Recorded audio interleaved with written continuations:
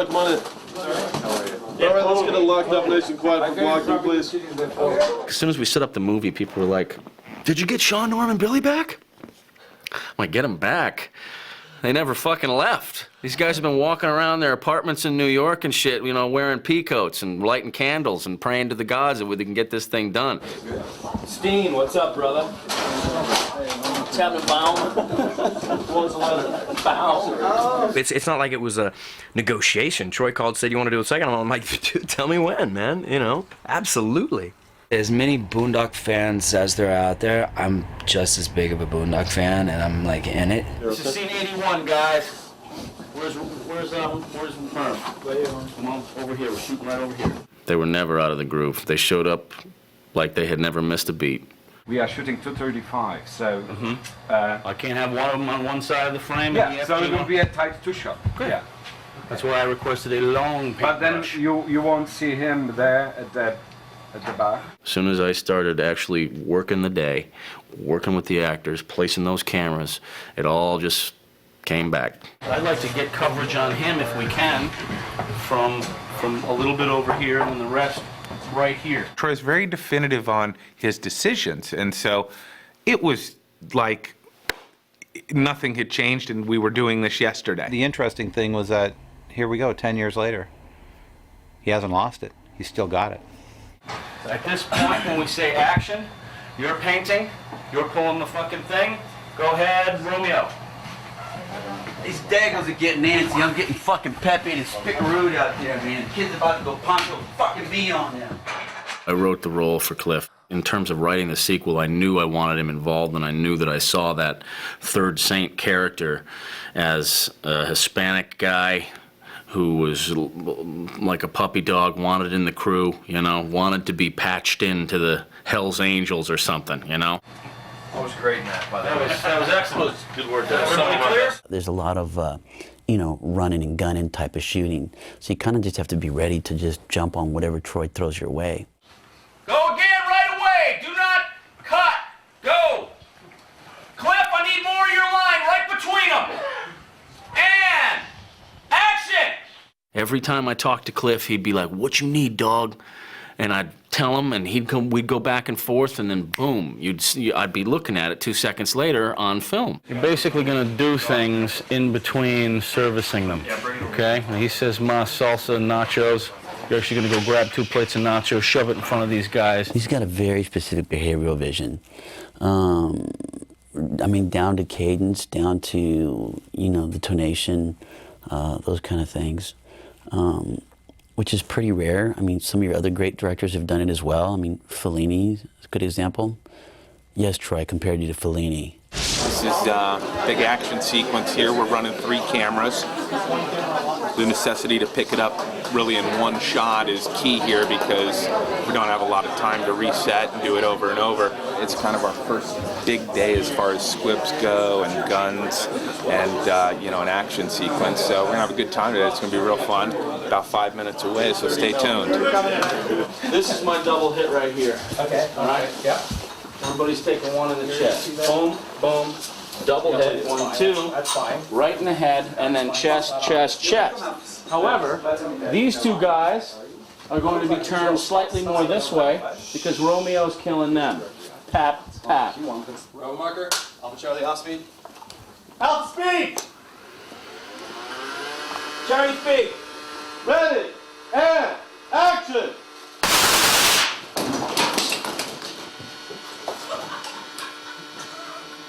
As we were shooting the scene,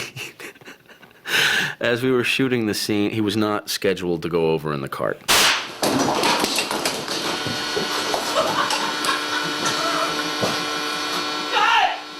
Good. Stay down for photos. Bob, you okay? Yeah, I'm fine. And it was fucking hilarious. Now, at first, you can't help but laugh, but then oh my God, is he hurt? You know, because that wasn't supposed to happen. But he managed to sort of catch himself, you know, on the railing, and he didn't. But it made a huge bang, so everybody was kind of wondering. So it's one of those, you know, oh my God, are you okay? Aaron go brag. What the fuck is that? It's Irish for you're fucked.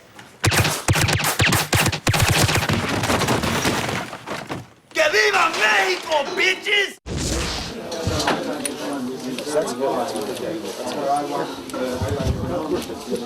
I knew that for the first time we were going to let a girl in the all-boys clubhouse, and she was going to have to earn her way. Action!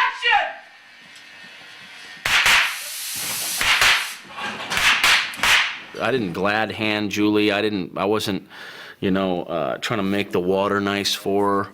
I wasn't really as polite as most. I knew that she had to earn her keep with Billy, Sean, and Norm. Action. Line. All right, boys. Go get the fat one and bring him over here. The thing that really inspired me from my first meeting with Troy was he has an amazing amount of passion. Just passion for what he's creating and what he's doing, and he has a very clear vision as far as what it is that he wants. This was not the work of the saints. Cut, check it. Beautiful. Cut, check it again. Day 12, off to a bit of a shaky start, but we're doing all right. Got a lot of gunfire today. The first guy that dies while the saints read the prayer to the back of his head. So it's gonna be tight. I want to be moving in, ultra low angle, and when the thing stops, we're gonna keep moving in, low angle on the crate until we just lose it. We shot in the warehouse for several days. The last day was the day we got our record, which I think was in the 60s somewhere, 65, 67 setups in one day. We absolutely had too much work that needed to be accomplished within 36 shooting hours. And it was more like we needed 56 shooting hours.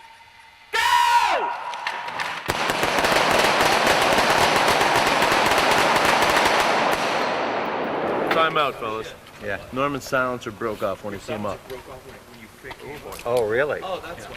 Oh, okay. It broke off? Charlie? Yes, it was off right now. Charlie? All right. Well, we're gonna need to go again then. Yep. No, I came up and I kept breaking off the Silencer. silencer.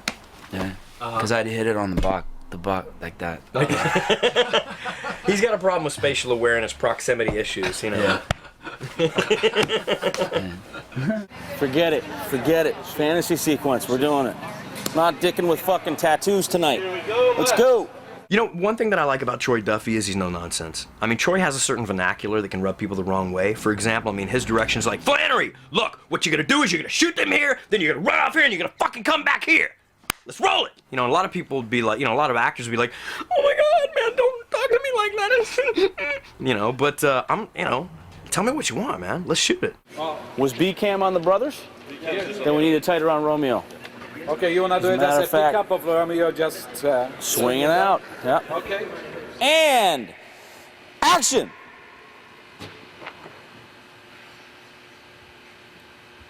Cut. Check it.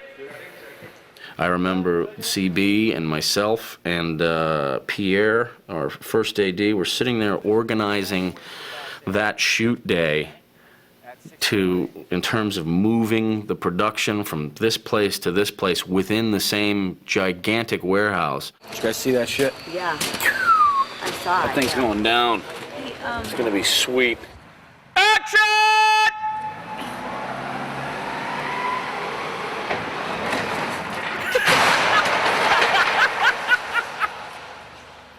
Cut! The imagery on the first one I liked so much, but the imagery on the second one is it's just twice as hard.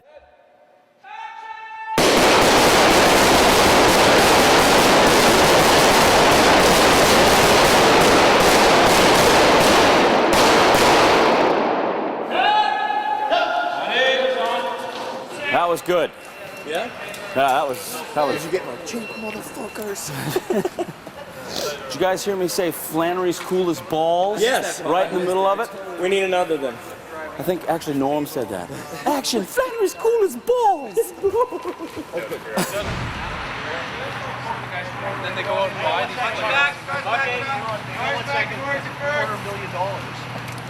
these. It has been 10 years, And I didn't think it would ever happen, and just about everybody is back and so excited. There's such an energy on this set. I've never felt this before. On the Saints case, not in the Saints case, on the Saints case, okay?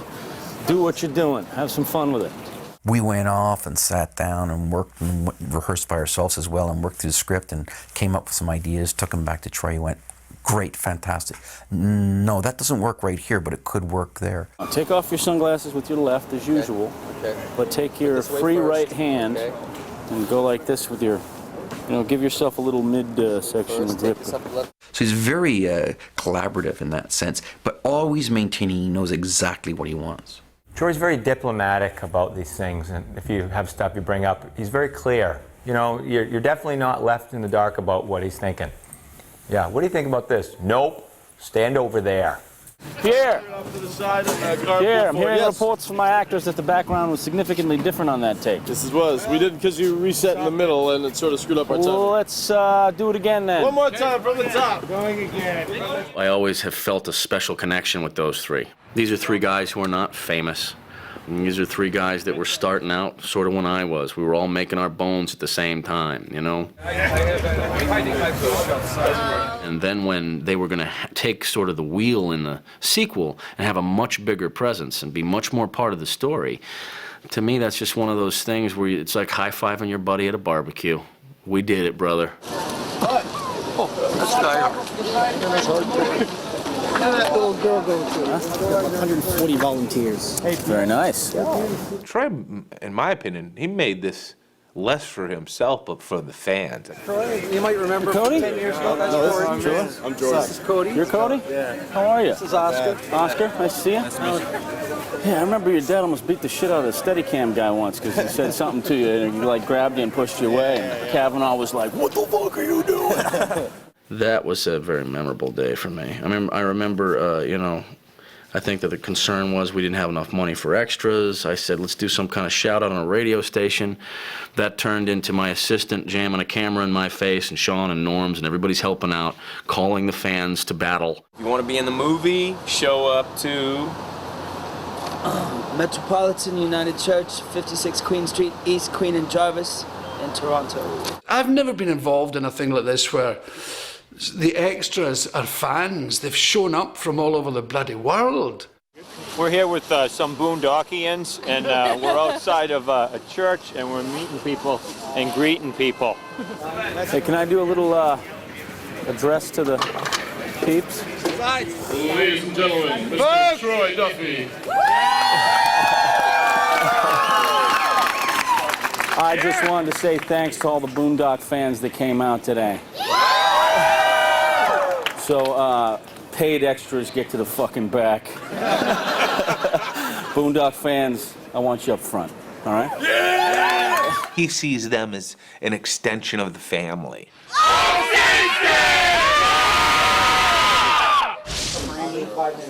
Thank you. So we should try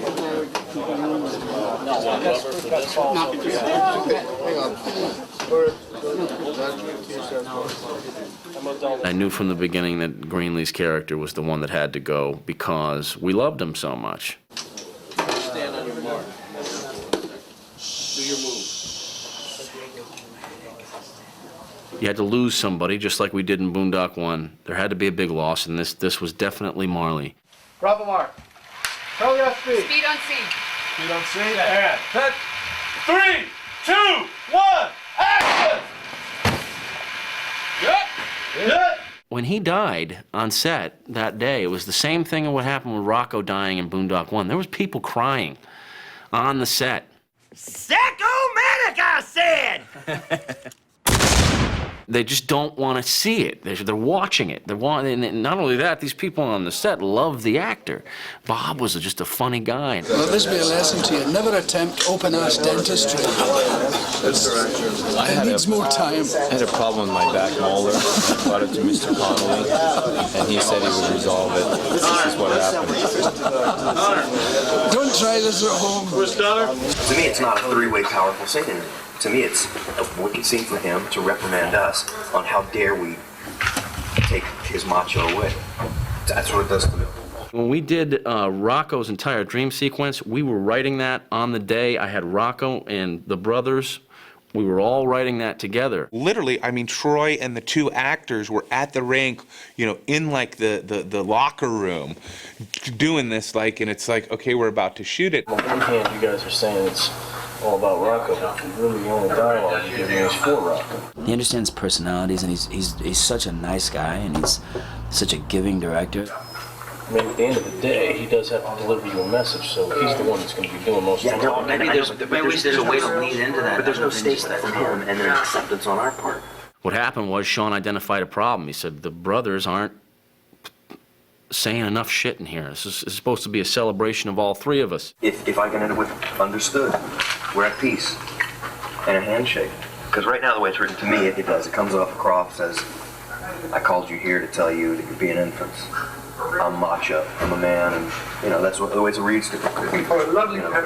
It was all four of us getting together in a football huddle and saying, this is the fucking play we're gonna run on the fly, and it worked. Let's do it, please. All right. I made my own decision and stood up next to you guys. That was an honor. I wouldn't trade that for anything in the world. Not one moment of it. It turned out to be my favorite sequence in the film because not only was it a pressure situation, but it turned out way more perfectly than I could have written it on my own. Men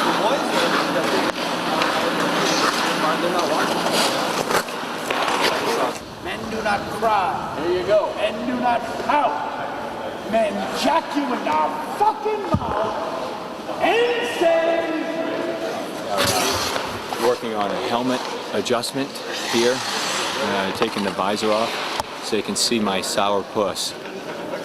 Now we're talking. Now we're talking. That's it. Greenlee's involvement in that scene was one of those things that was brought on by necessity, that I finally figured out while we were shooting. You know, that was something that needed to be addressed. Action! Men do not cry. Men do not pout. Men jack you in the fucking jaw and say... Thanks for coming out.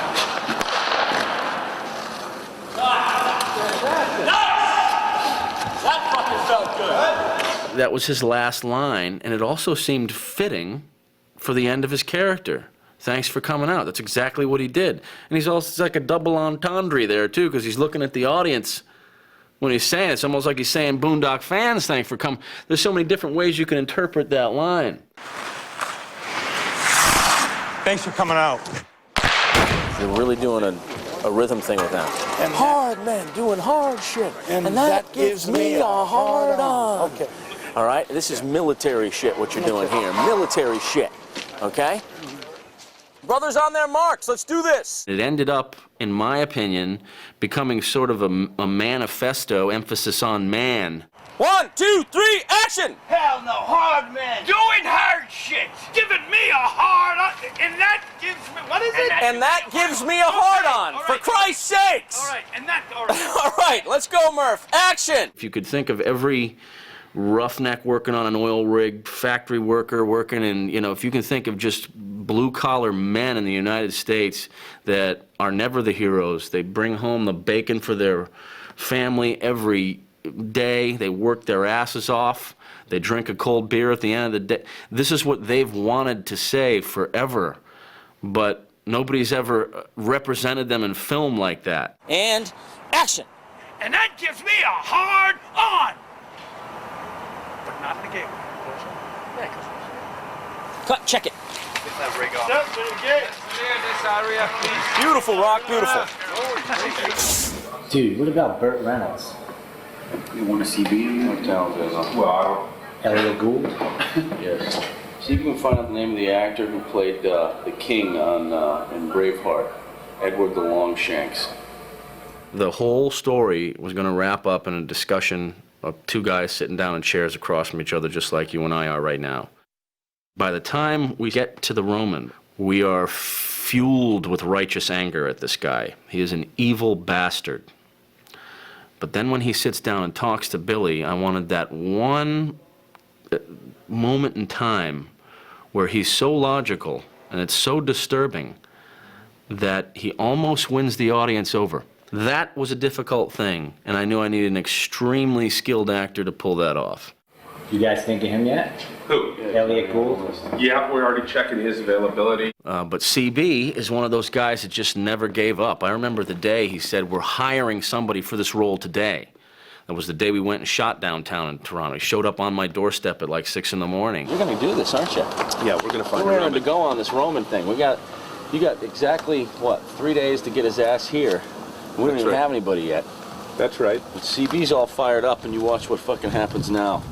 Oh, what are you doing? Are you like just calling their agents and going, I need an answer? Like, there can't be any paper flowing on this until somebody says yes, right? Correct. So it's like I need an answer now. If you can't call me back in the next hour or two, then it's off the table. Hour or two would be a long time. Wow, it's even that bad. I literally had to cast the Roman by 5 p.m. because I had to have him on a plane by Saturday in Toronto, wardrobed and shooting Monday. We're at the tail end of the schedule. I just knew by the end of the night we were going to get somebody, and he comes up to me and goes, we got Peter Fonda, which was my original choice anyway. So I was like, awesome. You built this? Yeah. I'll show you something. Where are they coming through the glass? Coming theoretically off the top of action, which we're filming out there, through the glass, and I'll show you what they're landing on. The greenhouse was a pain in the fucking ass. There was this sort of chapel-like greenhouse. And I knew we needed a much bigger one, you know? Because everybody, we get into it, my producers are like, well, you got a greenhouse attached to a mansion, that's what you were looking for, or attached to a home, that's what you were looking for. I'm like, this is like a fucking shoebox. We can't shoot it in here. Troy wanted this greenhouse, but our budget only allowed for a shed. You know? Pretty soon, it was just this battle between me and production to get a huge fucking greenhouse out there, attached to the small chapel-like greenhouse that was now gonna, our creative solution was Il Duce and the Roman would be talking in the chapel-type greenhouse, and the big greenhouse would sustain our gun battle. And 3, 2, 1, action! This has to be our, you know, opus of this film. This has to be bigger than anything. It was a situation where we had to pay for it. The producers and Troy had to pay for it. We all looked at it and said, it is the climax of the movie. So this is basically what we spent our fees on. Roll it. And action!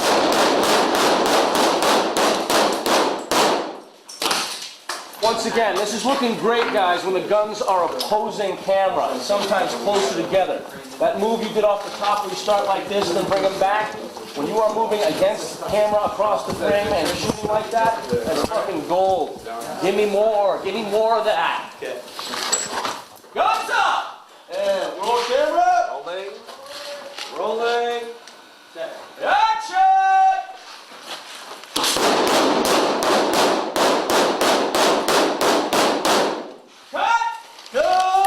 Cutting. All right, we're going to do a quick pickup of you reacting to the bullet hits and dropping the weapons. That's all. It's probably just going to be one of these types of deals. I can't imagine shooting a movie in the future without Billy, you know? At this point, he's become sort of a surrogate father for me. A little bit of a different thing going on here. Billy is going to be cueing himself. As soon as he expends the 4 rounds in each clip, he's going to react on his own to the bullet, drop the gun, fold into his second position. Drop the guns, fold into his second position. Troy is rock and roll. You know, there's no safari jacket and loudhailer and riding boots here, and when you're ready, you know, it's boom, boom, boom, boom. And he said a thing the other day I've never seen a director say. You know how they used to go, and print, and cut, and print. You know, Troy the other day said, print the fuck out of that. Set. 1, 2, 3, action!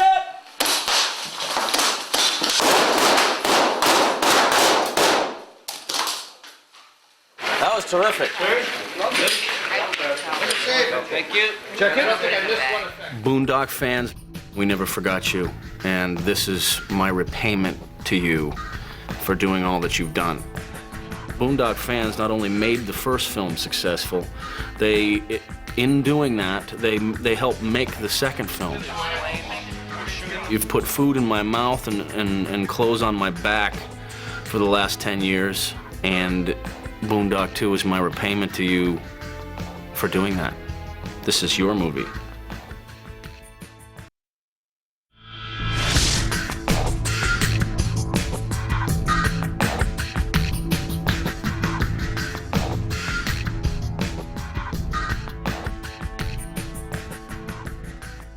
I knew who Billy Connolly was, and they gave me a headshot. Like, if you take your camera and frame this up right here, all right? You got him in there? That's God, right? He looks exactly like God. And I realized the character had to have this thing, right?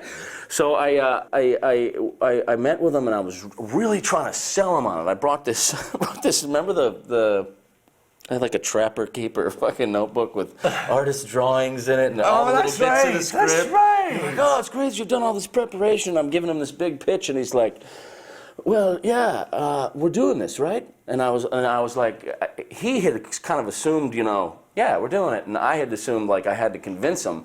And after a while, he's like, you don't need to fucking sell me. I'm done. I'm in. Yeah. Because he wanted to be a bad guy for. Because he wanted me in it. I wanted to be in it. My agent didn't want me to be in it. He said, it's a penny halfpenny thing, man. They've got no money. The man's crazy, and I'm saying, but it sounds okay to me. To me, that's like that's the reason I do shit sometimes. Because my agent doesn't want. Oh, it's ridiculous. You can't possibly do that. Yeah. Really? Whoa. It sounds interesting. Maybe I ought to read that again. Plus, we're in a bar with his brothers and all his other hairy friends, and I thought, this is okay. I like this. These are the kind of guys I understand. And he took me outside and said, look, I said, I want to do it. I had to talk him into it. He's still talking me in, and I was on, people won't take yes for an answer.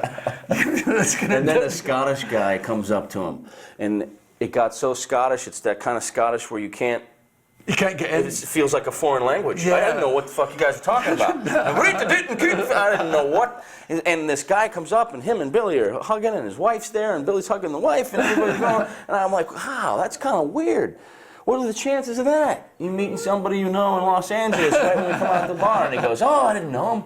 Like, what the fuck are you talking about? He's like, all Scottish people just think they know one another. When they meet each other, it's like, it. You have to, do it. Like, I've had people come and yank me off a dinner table with my wife. That's true, yeah. I'll be watching Troy directing, and he used to, on the first one, he didn't really know a lot of the terms for the things he was pointing at, but he got it just the same. And now he still doesn't seem to know the terms for what he's getting at, but he's doing it with so much more confidence. I remember the other day they were like, we were trying to move over the table. We were doing that table shot to try to get to you over the table. Oh, yes. And I was like, I had learned that one, right? It's called a ubangi. It does that, which I fucking love that word, right? Ubangi, that's African, isn't it? Yeah, that's what I thought. That's what I thought, right? But a ubangi is this arm that brings the camera right over the table, and you can move along the table to a guy. So we had done that earlier on. I learned that term, and I was like, when you were sitting there, I was like, okay, get the ubangi out and do it. And everybody's like, oh. We liked you better when you didn't know shit. Well, I keep saying rock and roll when I talk about Troy. It's not like film. It's not like drama. Although the stuff stands up, it's the dialogue is good, the drama is good, the filmmaking is of a very high quality. But there's an essence of rock and roll.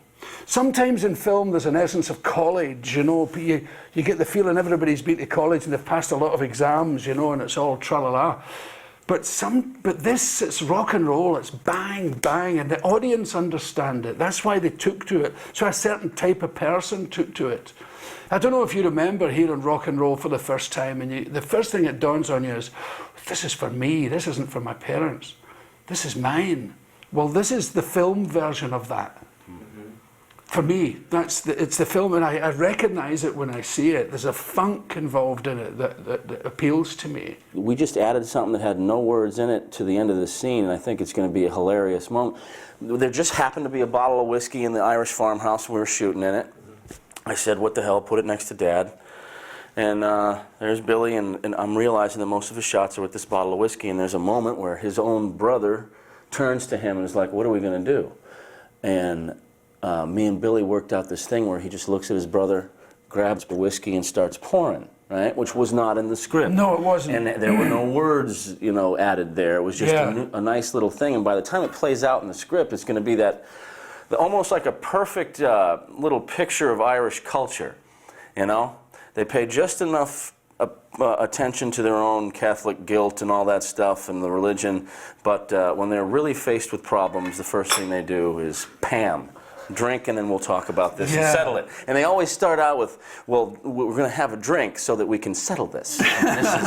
This is what needs to be done, you know? And they just end up getting pissed and beating the crap out of each other. Because you have to understand, in most societies, there's life, dance halls, theatres, all sorts of stuff. And on the periphery of that, you have alcohol.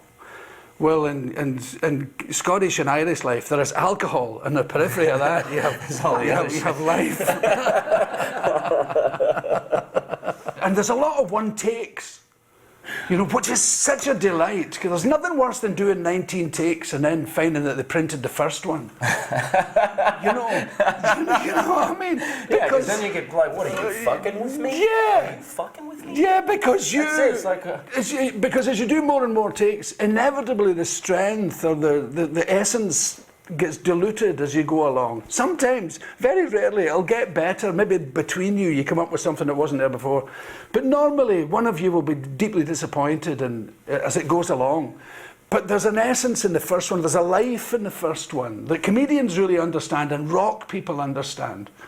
When you get it the first time, to be working with someone who recognises that, goes, print, let's move along. You go, Jesus, this is good. I think with you and I, sometimes we'll after the first take or two, a new idea will come up, you know? Oh, that's a different thing, when a new idea comes in. It's weird to watch those dailies, too, because you got the first time, and the second time, third time, suddenly you got a cigar in.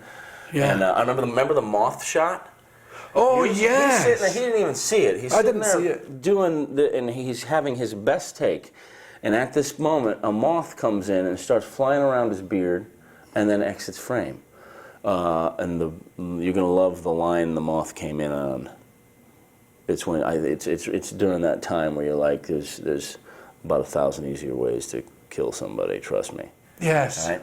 And I've Billy's got a butterfly on my hand. Got a butterfly on his hand, right? So after we were still rolling and we were still talking in camera, you know, keep him motivated. And I had seen the moth on my little screen. And I was like, awesome. I remember one of the camera guys says, we're going to have to redo that. There was a moth that flew up. And I was like, I love the fucking moth. The moth stays. He's in the movie. Because then people will be like, did they release that moth? What's the significance of the moth? People talk about that weird shit, because you know? there are moth wranglers. I've met a moth wrangler. You know, on this one, because we have the butterfly, we were extending with this analogy is coming from, we were really messing with the whole butterfly thing. When you die, there's going to be... Yes. And you're looking up and the last thing you see is butterflies coming through there, right? We're doing that, and they have butterflies with little tiny fucking strings on them. No. I am not shitting you. And if you want them in camera and it's to be fluttering around in frame, there's a guy fucking standing right off camera with a thing, and the butterflies are flying around and they just can't get out because they're tied to these little tiny invisible fucking strings. And we're using them. We got 5 of those. It's nuts. And one guy who's our little puppeteer with the fucking thing. Yeah. Live butterfly. It's just, we did a thing with seagulls once, and you put a fishing line through their nostrils, and it ties their beak closed. You know, so when you're filming, so as it can't give you a bit of a snatch. A seagull shit on my pear once. I had half a pear going on holiday down the River Clyde, splash! A big seagull shit right on top of it. Oh, what? That's when I knew there was no God. The day I became an atheist. A seagull shit in my pear. And action, please. Mark for mark.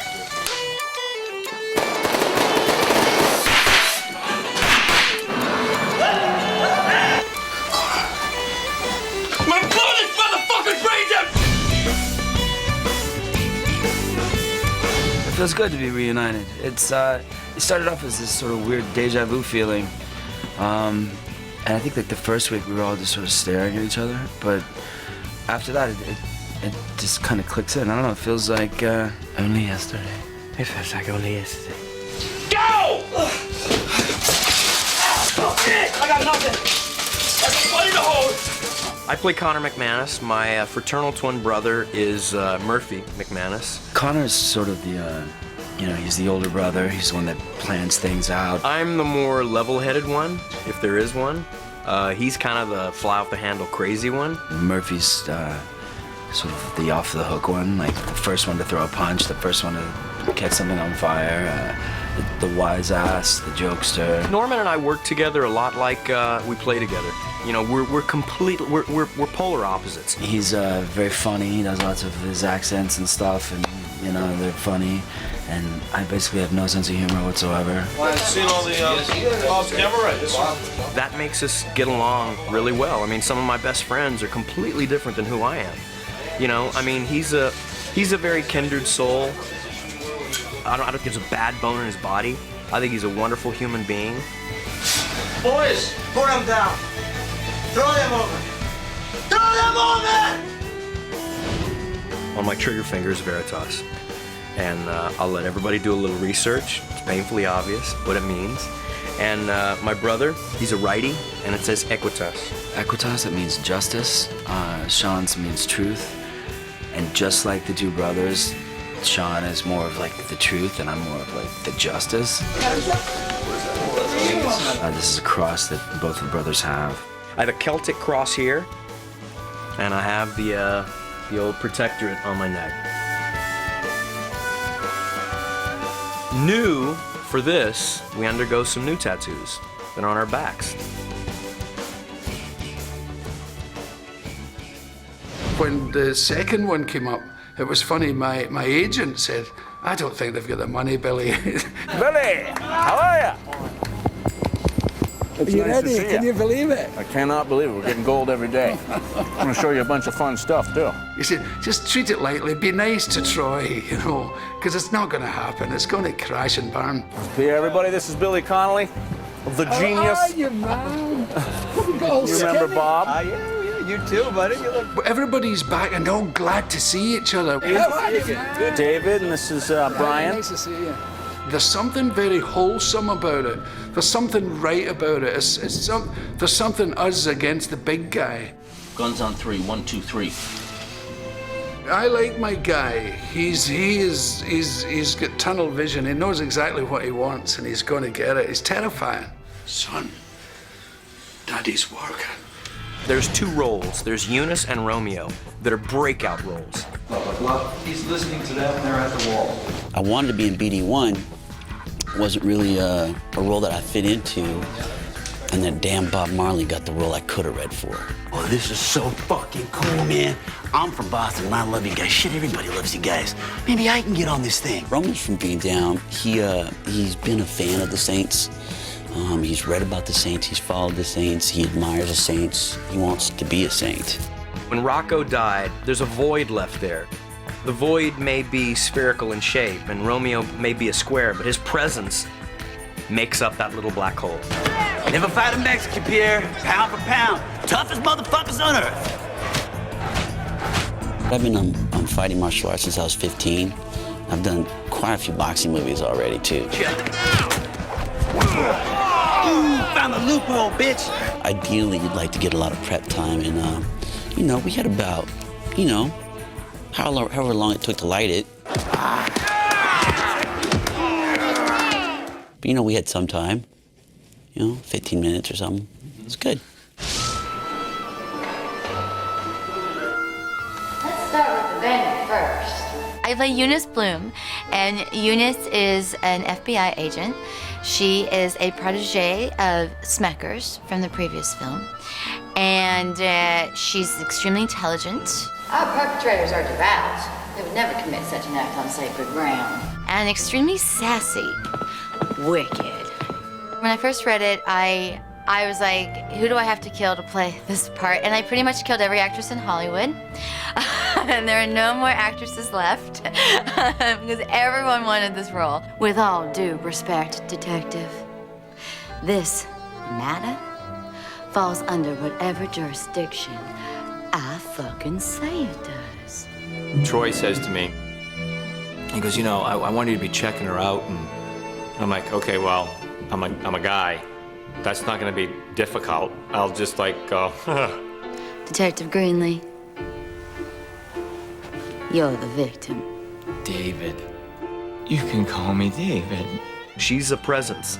You know, she walks in with a 6-gun and you're like, oh, holy shit. You know, you don't know if you need to wear a helmet or a condom. You know what I mean? It could go either way. I mean, everybody is just real welcoming. I think it helps that I am a woman. I mean, I think you know, they would probably like put me through hazing if I was a guy. But because I'm a girl, you know, they're very welcoming and warm.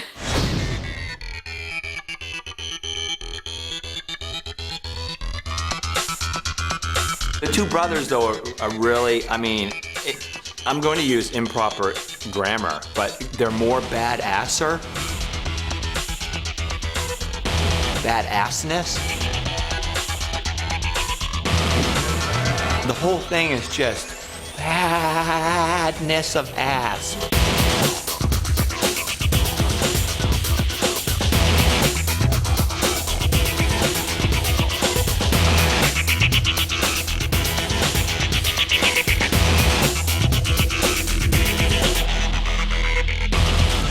Uprising's back, and it's like, it's got like a mushroom cloud coming out of its butt. You know what I mean? It's like, boom!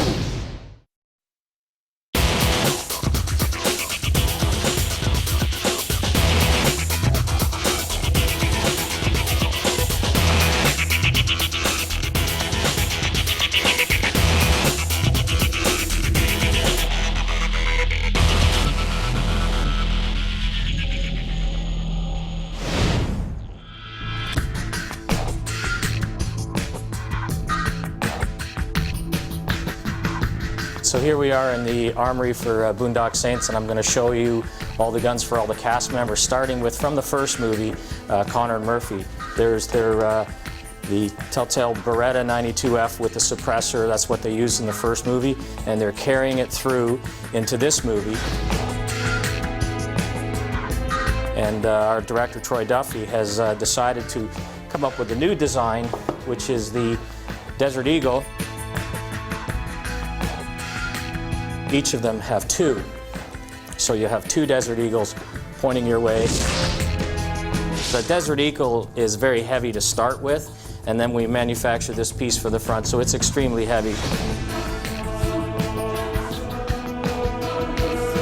So for Connor and Murphy, what we've done is made some rubber copies for them to carry around in their holsters so they don't have to carry these big brutes. In nomine Patri et Filii. Vaffanculo. Spiritus Sancti.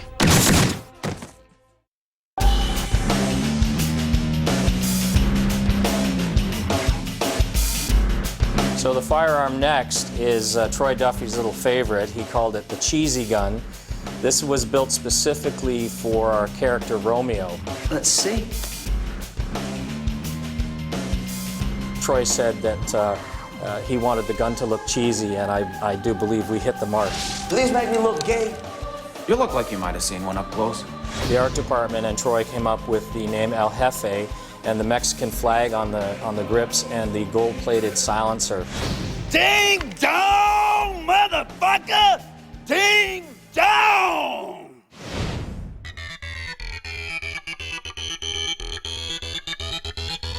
So our next character we're going to show you is Crew Cut,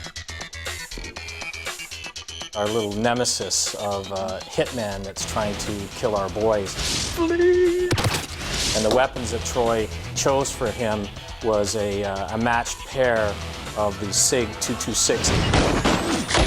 It's a 9mm handgun, semi-automatic with a suppressor on the front. But then there is a scene where poor Greenlee gets shot. Stack-o-matic, I said! This is the bad boy that he comes in with. This is a double barrel 12 gauge shotgun. They call it a whip-it gun, and it's meant that way so you know, held by the hand and just whip it out of your pocket.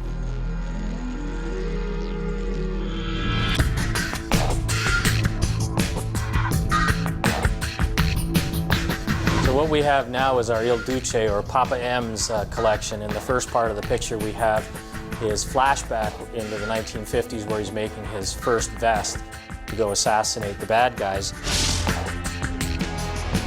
And what Troy had come up with was a collection of old antique revolvers and an original Colt 1911 and a Luger.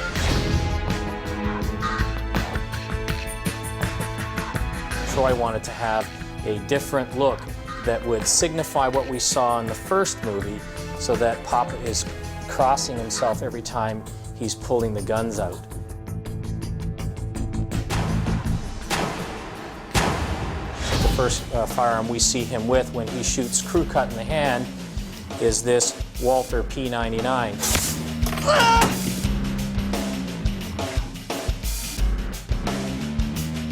It's 9mm, it's semi-automatic, and we have a suppressor screwed onto the front. Ew. When we go further on in that scene, we come up to the Russian roulette scene where El Duce pulls two guns out of his pockets. Troy picked two Webleys. Now, if you remember in the very first 1950s vest, he also used an original 38 Smith & Wesson Webley, so he wanted to carry that same theme into the two guns that he was going to use for the Russian roulette scene. And the reason he wanted to do that was so that the guns would load from the top. He would put one round in each gun to show that it was going to be like a Russian roulette. He could put his hand here, spin both the cylinders, and snap them both closed, and then offer one up to crew cut. You take one, I'll take one, and we'll play Russian roulette. Where?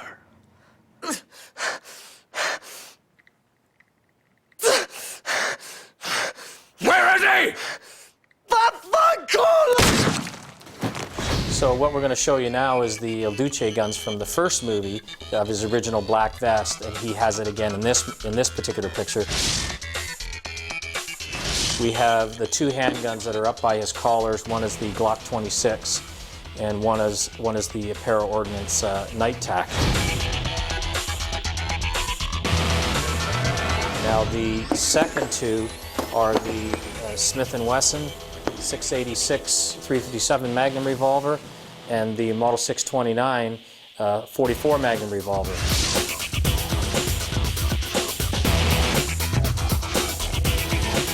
And the last two guns is the Glock 17 and the Smith 59 in stainless, both 9mm. I'll see you in a minute, Louis.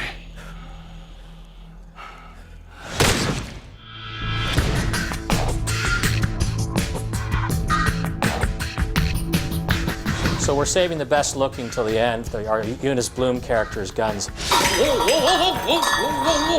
What the fuck did you just say to me? So the choice that Troy wanted to make was for her FBI gun, he wanted to use something that was not standard issue. Courteous of you to apologize. Courtesy is so important, don't you agree? He wanted something that had a little bit of wood feel to it in stainless, so we picked another Para Ordnance 45 caliber pistol. Now sit your fat ass down. Lightweight, compact, still carries a big punch in the fact that it's a 45 caliber. We go to a dream sequence later on where she comes up with a Western, like a Colt single action army, a Western type gun with a pearl field.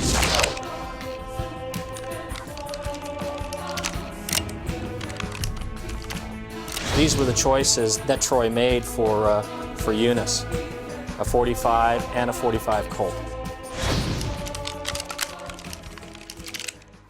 The characters have a sense of payback to the bad guys, that it's a little seed inside a lot of people that said, you know, we don't want to put up with the bad guys anymore and wish we had some vigilantes, even though we know the way the system really works. But it's a good, fun movie, and I think everybody's going to enjoy it.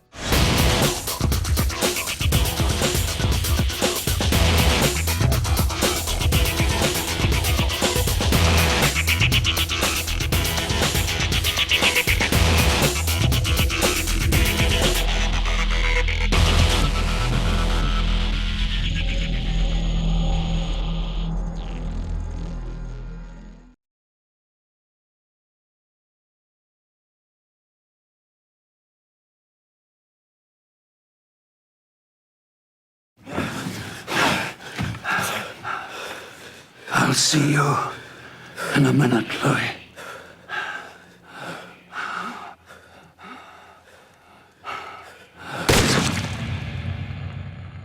The emotion that the audience is hopefully feeling at that time is, oh my God, this is terrible. You know, I'm sad that Dad died. I'm angered that the brothers got captured and surrendered. After that scene, if you were to give them a list of the top 10 things you know you're not gonna see now, the number one thing would be Willem Dafoe coming back. And that's what they fucking see. I hear they partied pretty hard at that monastery. We called Willem. He said, let me see the film, because we had a version of it edited together. Let me see the story, and we eventually got together on it, went up to Toronto to do some reshoots on other stuff, and masked his presence within that reshoot to shoot our Dafoe scene. You're a very clever little girl, Eunice. That's why I chose you. Now it's time for you to put your thinking cap on. It was the perfect placement for it, and the scene worked out wonderfully. I want to get him out, get him back to work, take this thing to a whole new level. In Hollywood, thinking we didn't get everybody back. I mean, Dafoe didn't come back. You know, there's a bunch of catty fucking backroom talks going on in this town. It always has been. And, you know, to have an actor who validated the first film in a lot of ways with his mere presence, not return, was something they talk about in those little back fucking rooms. Well, we got the entire cast back, including Dafoe, so fuck you.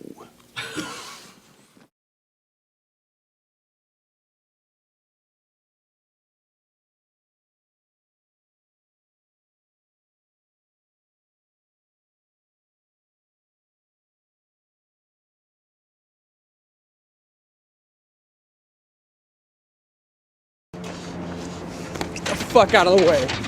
Wait, wait! Oh God. Oh God. Oh God. Oh God. Oh God.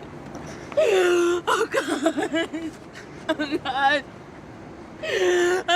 No. I'm sorry, Green Beans. I'm sorry. Get him out of here! No. Get him the fuck out of here! Get him in the wagon! Go! No. It's okay.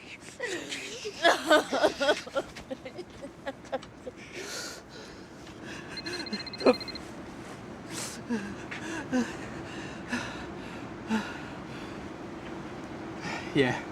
It's me. Put Eunice on the phone.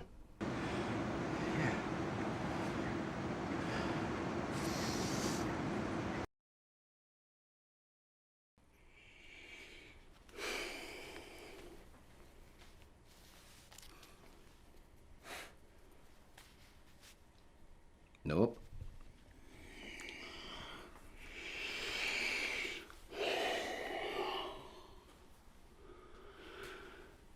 I'm sorry.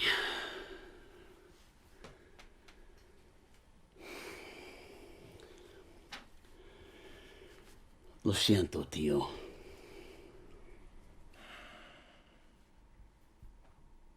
My place, sobrino. Mi pinche restaurante, mierda. Come on, it ain't so bad. ¿Cómo? Hey, at least people will come to the restaurant now. Big money in that morbid landmark shit. Fucking huge.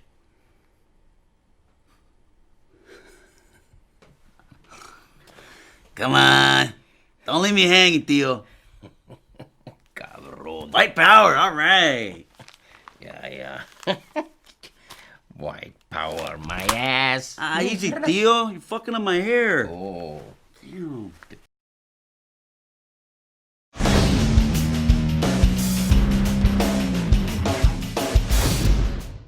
All right, when we walk out of the elevator, that was her. That was her. She dinged the bell. Hello.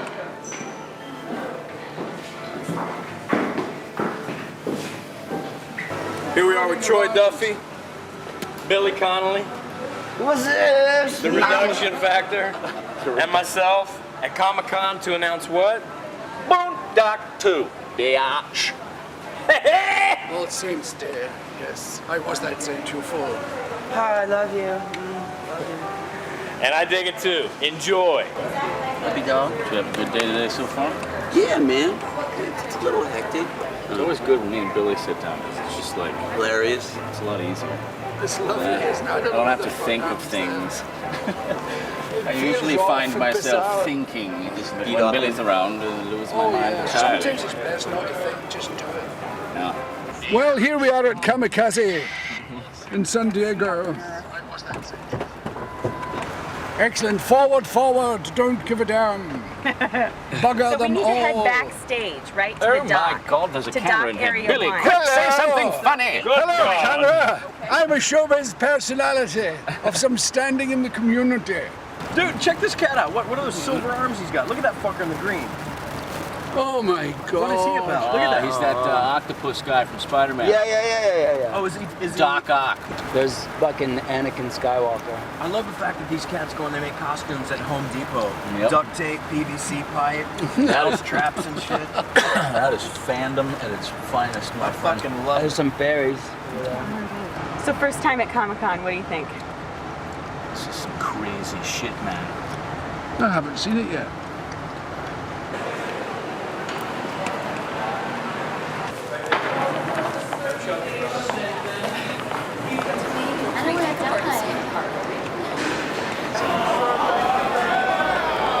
Jesus!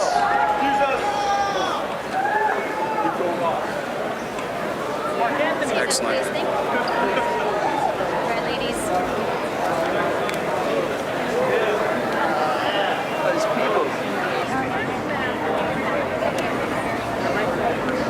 Snap your photo and keep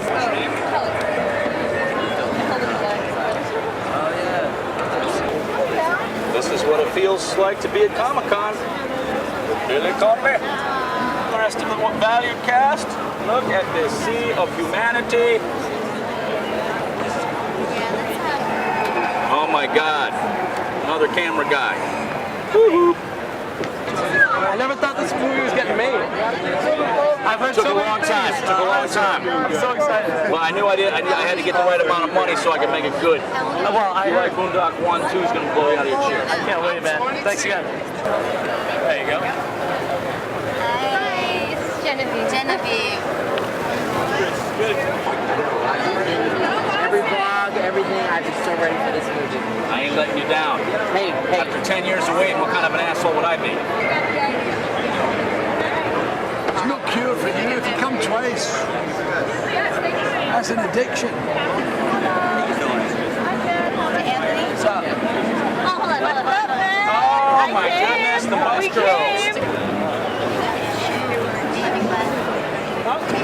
Oh, definitely.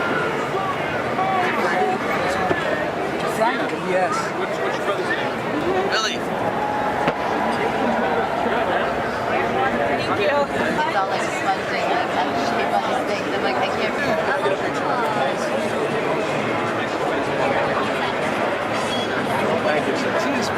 Gotta see it. You guys have a lot of fans in Puerto Rico. You do. Believe it or not. I gotta go to Puerto Rico. I've never been there. Let's go. Thank you so much. There you go, my man. No problem. Like that shirt. Every kid at Boston College loves this movie. You go back to Boston, which is my hometown. You can tell them I fucking said they like Boondock 1, 2's gonna blow them out of their chairs. Stoney? Yes, it's clearly. Yeah. Is it really? Wow. Hi, Evan. Born to be bad. This is a naughty little boy we have in front of us, Billy. Naughty. Naughty, naughty, naughty. Yep.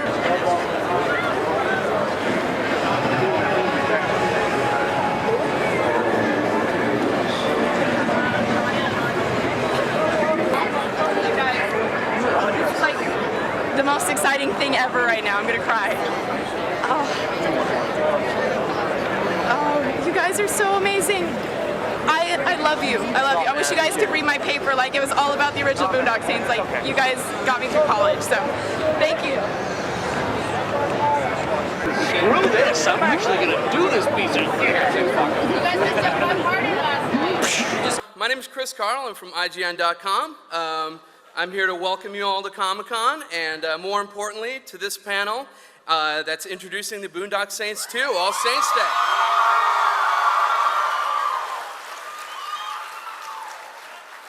We got some great stuff for you today. I know you guys are all here because you're fans of the first film, interested in hearing about the sequel, and we're going to have the cast themselves to come and talk to you about it.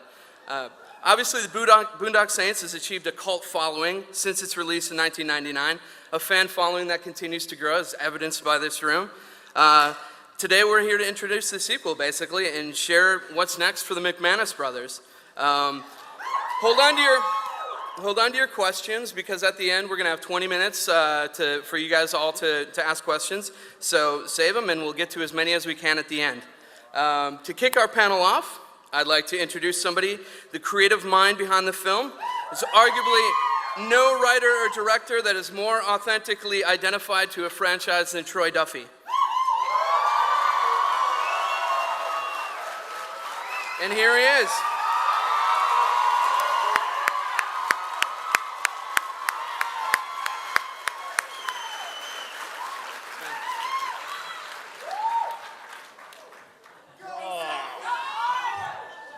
Ten years.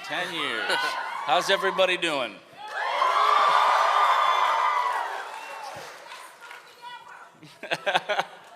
Glad to have you on board, hon.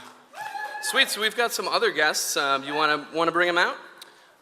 Sure. I remember when we first finally, at long last, made the deal to get this sequel done.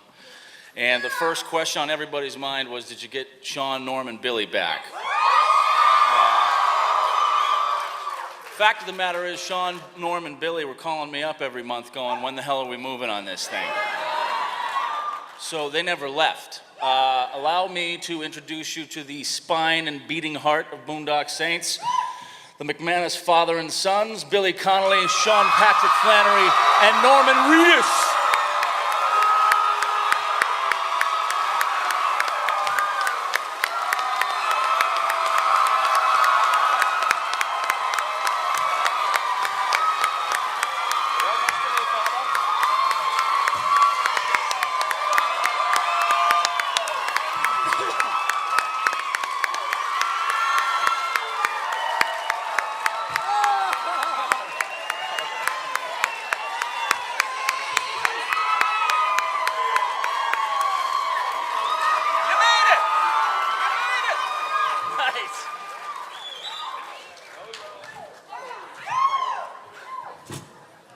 Sit.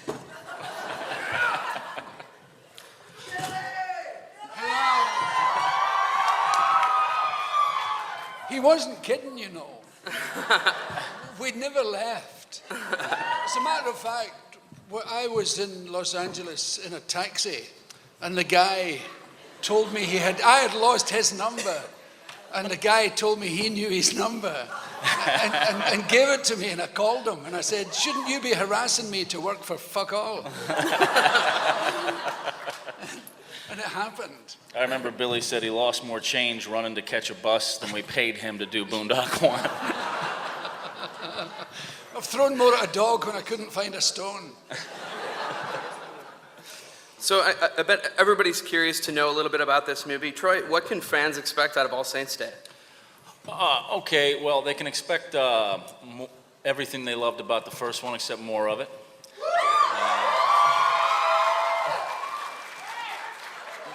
But what I'm really excited about is,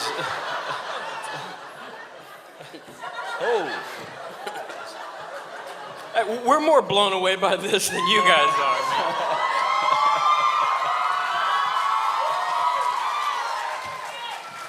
If I don't send this to my mom, she'll flip. So everybody, hi, Mom. I don't believe you. That's me, Mom, on a Jumbotron. His mother's very nice. She's younger than me, actually. Your mother is nice, isn't she? She is, huh? I'm very fond of your mother.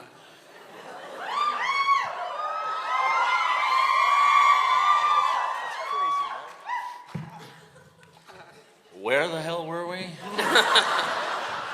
So what can fans expect? Yeah, a bunch of stuff from the first one that you love, but what I'm more excited about is what what you're not going to expect. Boondock 2 is a very different story than Boondock 1, and we did a lot of we put some time and some effort into making this story different, giving you some new stuff to like. So it's not just rehashing of the first movie. It's a whole new tale. I mean, when you start discussing sequels, the elephant in the living room really is sequels fucking suck, right? Oh, that was the motto. Forget it. Go. That was the motto of my school. That's what it said in my school badge. Sean, why don't you tell them what we can expect from Boondock 2? Go ahead. Are we supposed to act like we're not on a jumbotron? Like this shit happens every day. Come on, man. What do you expect? I gotta tell you, what to expect. It is more of the same, but it's the thing that I love. It's that element of those people out there doing exactly what you want them to do. Every time there's somebody that does something wrong, they don't beat around the bush. They just take care of business. And I, for one, subscribe to that schoolyard mentality. There needs to be a bit more schoolyard in the world, and there's 3 cats that are gonna sort shit out. I love killing people.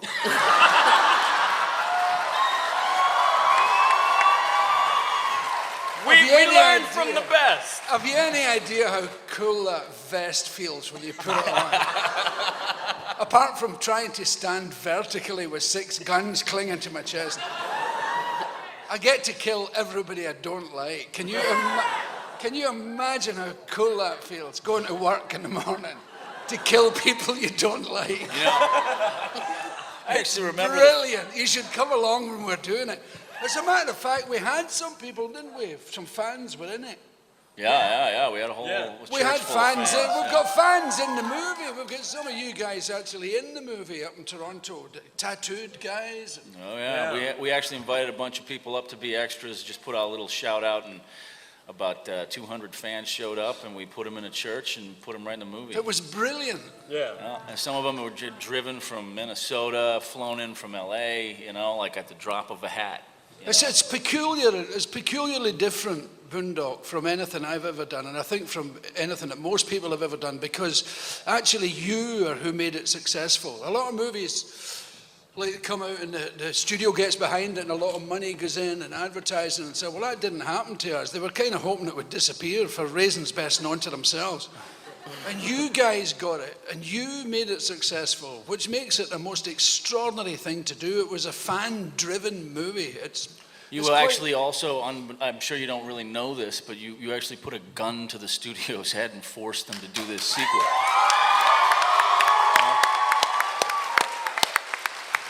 And in this case, Sony stepped right up to bat for us. I mean, it was a long time to get this deal made. You guys kept buying those DVDs, talking on the internet, getting the tattoos, and finally, one wise studio stepped up and said, we got to make this fucking thing. Sounds weird, doesn't it? But it's really true. Yeah, there's no weird product placement or anything that they went corporate. It was exactly his vision on the second one. No changes made for anything. It stays true to exactly what the first film was. And there's never a time where the bad guy gets arrested and gets a 6-month probated sentence. I assure you. Ritas, will you shut the hell up, please? You're monopolizing everybody's time up here. San Diego means whale's vagina. Stay classy, San Diego. Is that what that means? Huh? Whale's vagina? Yeah. I think that might be the best comment I've heard all of Comic-Con. You guys seem to have a real family vibe going on. What's it like to get back together on this project and just go to the set and work together each day? You know what it's like? It's like this is the first film that I've ever done where you actually, at the end of the shoot, you take down everybody's phone number and you actually use it. You know? That's the truth. Yeah, it is, right? Yeah. It is. So, I mean, it's a bunch of dudes that you would actually have cocktails with later that you happen to make a film with. That it never ends up being that way, you know? So it really is a bunch of good guys. You know what? I think that that can be felt on the first movie. Hopefully it can be felt on the second movie. But I'll tell you how you overcome not having enough money and not having enough time and not having enough backing. You get people like this with big hearts that stand beside you and basically say, we're going to get the movie made if we got to go through the gates of hell to do it, and we're going to bring our A game. And nobody's better at it than these three gentlemen to my left.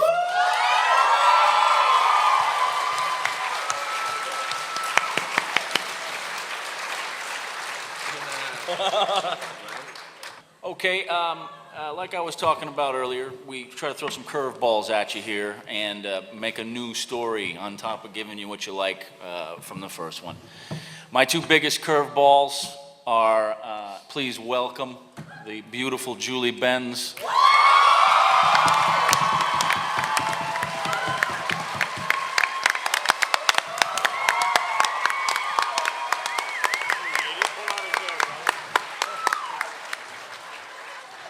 Norm didn't go to charm school. And I also, one of my friends for more than a decade and a half, whom I wrote this role for, who sort of petitions to be the third saint and gets in, Clifton Collins Jr.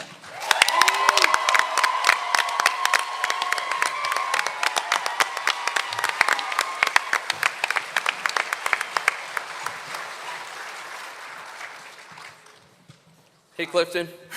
How you doing, man? Great. Pretty fucking sweet trailer, huh? Yeah. Tell us a little bit about your character, what you're bringing to the table in this. You know, I think Troy, because we go back so far, I think he just brought me because I read the first script and I was like, dude, I can play Irish. He was like, no, you're Mexican. You're not playing Irish. So now I'm a saint. I'm a Mexican saint. Thank you, Troy. You're welcome. Glad I could help out there. Glad I could help. And Julie, how'd you get involved with the project? And tell us a little bit about your character. I auditioned for it. I jumped through hoops, killed a couple people. You know, Troy Duffy has written this amazing woman in Eunice Bloom. I mean, she's like nothing you've ever seen on screen. She's sexy, she's smart, and she can kick some ass. So, I like to say that she's the woman every man wants to fuck and every woman wants to be. Stole the words out of my mouth. Awesome. Yeah, I'm with the first part of that.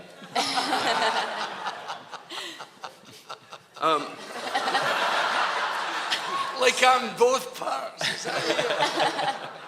So it looks like there's a ton of just... I'm a hermaphrodite who likes to kill people.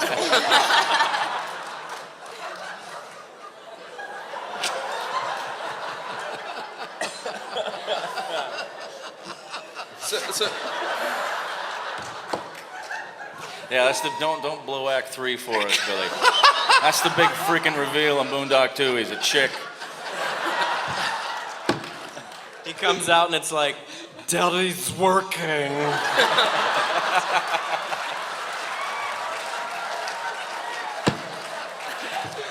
Daddy's mincing in your direction. Hello, cheeky face. So it looks like there's a ton of kick-ass action in this movie. How fun was it each and every day to wake up and portray this on screen? Shit, it was. It was fucking terrible. It sucked. It was brilliant. It was brilliant. Every day, both movies. It's just one of those jobs you dream about doing. Strap on your gun and go and kill every bastard. You know what? He's not even kidding, man. When we first shot the first one... I'm an angry person. I have issues. I was abandoned, you know, when I was young. We shot the first one. We're rehearsing, and he can't keep the smile off his face during the during the vest scene. I'm like, Billy, you can't be smiling. You know, you're killing people. What's it? And he's like, oh, I'm just loving it so much. We actually had to stick a cigar in his mouth because he couldn't do it without smiling. So he was It's the truth. It's the truth. And I couldn't burst a condom. We had, in the first, remember? That came out wrong. I had some condoms with blood in them during that big shooting scene, and I had throw them on the ground and stomp on them. And so it's when the police come, they think there's been more people there than just me. You know, they check all there was blood in the condoms. Did I say that? Thank Christ I said that. But I couldn't burst it. I kept jumping on it, and it stayed alive. And the director came over with his great directorial style and went, for fuck's sake, that's how you do it. Yeah, it should be mentioned, though, that whole condom thing, we actually cut that out of Boondock 1. Yeah. But nice story. I remember that. They actually, you remember they were like dripping some chemical on the condom? Yes. We were all sitting there rolling film, waiting for it to break. Yes. And I was just like, oh, fuck this. But it was such a good idea to spread other people's blood around and make it look as if like 8 or 10 guys had been there. It was only me, the killer. But it was a joy to go to work. The guys are great. There was no starry people on it. There was no moodies or people who demanded certain treatment. It's a joy. I don't know how that happens. I suspect it's him. I suspect it's Troy's fault. Well, thank you, Billy. And everybody's invariably in a very good mood, and off you go and do it and shoot people all day, and it's just great fun. And and it's so beautifully written, you know. I mean, I know I say I shoot people all the time, but I actually get to say a thing or two from time to time. And it's a joy to say these things, even little lines like "Daddy's working," you know. It's such a gas. I'm already seeing it happen, man.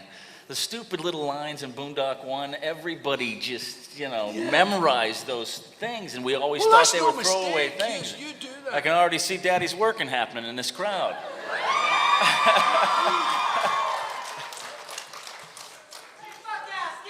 Yep, right there.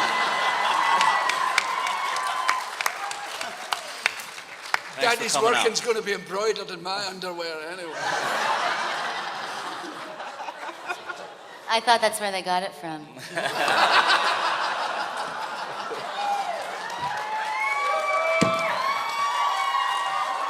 Yep, she's a keeper. So which of the characters have gone through the biggest change in this movie? And does anybody have a larger role than the previous movie? No, as for Billy, Sean, and Norm, they've undergone no change. I mean, it's like they're exactly the same as they were.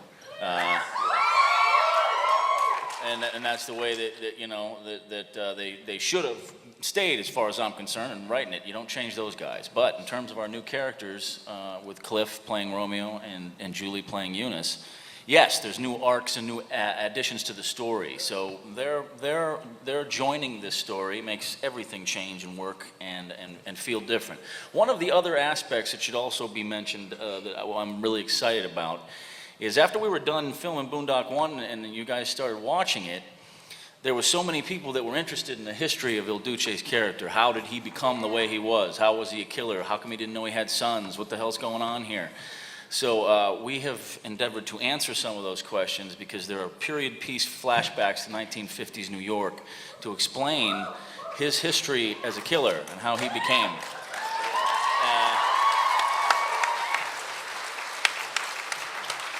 So there's a new aspect for you, but we have wound that into the present day story. There's sort of a wake in his history as a killer that gives rise to things in the story present day that his sons have to deal with. So there's lots of, you know, the new things. It's like the characters haven't changed much. We basically have new characters and a new story that's not just a simple rehashing of the first first film. So there's that. So I'm sure everybody here is wondering what's happening with Willem Dafoe. Is he in it? No. I know. I mean, Willem and I worked for probably a couple of years to try to get something we both liked. I wrote and it just never really happened. and we had the final conversation we had about it, he basically said, look, Smecker's character just experienced a full arc. What else are you going to do with him, you know? And so as soon as that happened, I started writing for the right reasons. What the fuck am I with?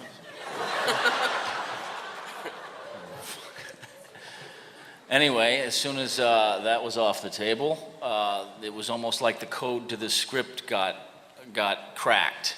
And as soon as I took him out and wrote her in, everything made sense. So that's how it happened. Much as we love Willem, he won't be back for the second one, but we're giving you something brand new. We got freaking Rita from Dexter up in this motherfucker. I just have to say, it's a tiny dress to fill. What stage of production are you at right now? We have locked the cut. We just got to do a little more sound and music, and we done. And I guess this is something everybody probably wants to know. When is the film coming out, and are we going to see it in the theaters? You will see it in theaters this time around, guys.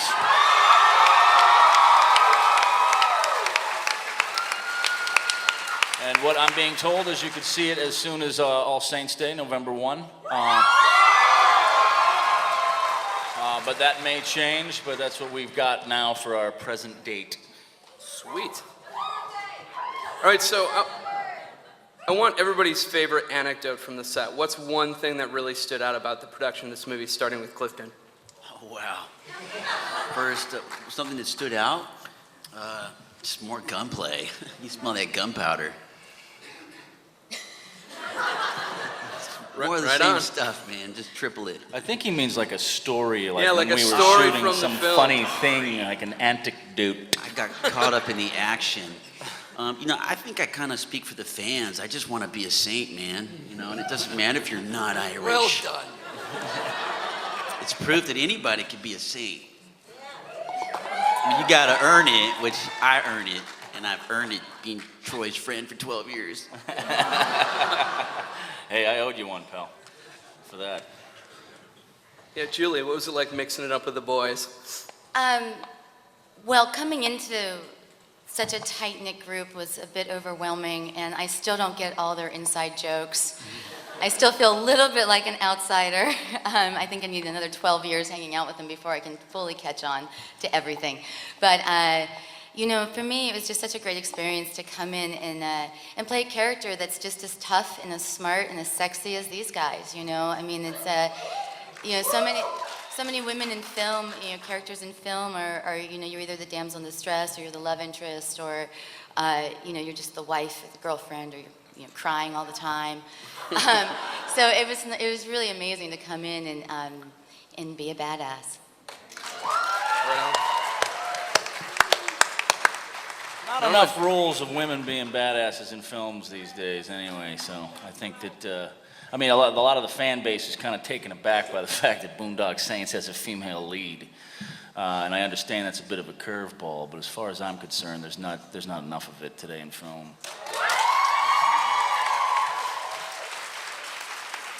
Norman. Well, I learned how to ride a horse on this movie. Yeah. I disagree with you. Fucking A, man. Sean stole a few of my lines, which I didn't like.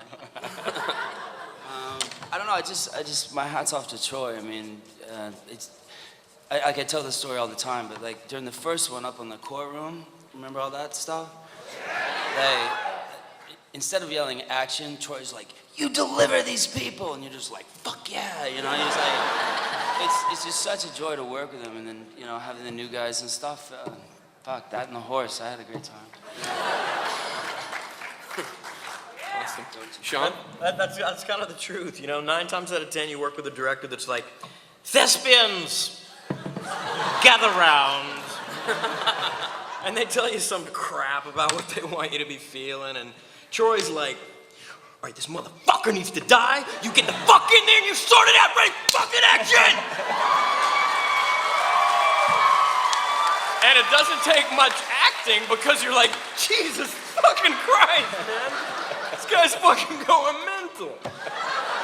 But it is. It's the truth. It's just a different way to make films. You know, it's kind of the way that you would make a film if it was just you and your buddies without all the pretense and all the crap and all the talking about, like, think about your dog that was like, it's just fucking bullshit. It was just like very real, you know, and you know, it's one of the best experiences of my life. That combined with the first one, you know, it's just, I wish the industry was more like this, you know, so it's a great opportunity. You know, I make tiny little films that nobody ever sees, so I'm stoked that I made something that somebody's gonna see. I'm excited as hell. You're on a fucking jumbotron, man. I know, I can't believe it.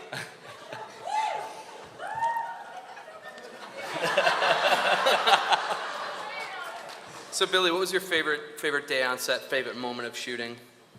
I love it all, but I'll tell you, the second one was such a joy because I had a new gun guy. The first gun guy was a nice man, but a serious pain in the arse. He loved those guns. He showed me how to shoot them in the place, you know, the range, and shooting all day. And then, but he couldn't forget about the fucking guns. And so we'd be shooting in the street, that scene there with Defoe and everything.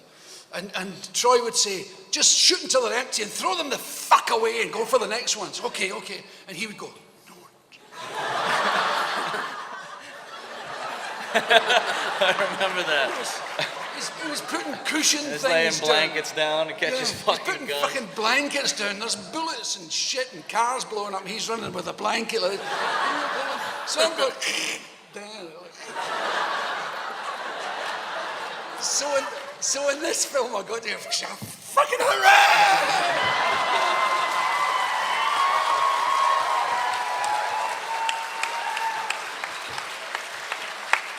But Sean's absolutely right about Troy. He's not kidding. That's the direction stuff you get, you know. Fucking listen. And you get threatened before you do a scene. Listen, a lot's hanging in this, Billy boy. I don't want you fucking wimping out here, limp-wristed. You're a fucking stare him in the eye and blow his fucking brains out. With pleasure.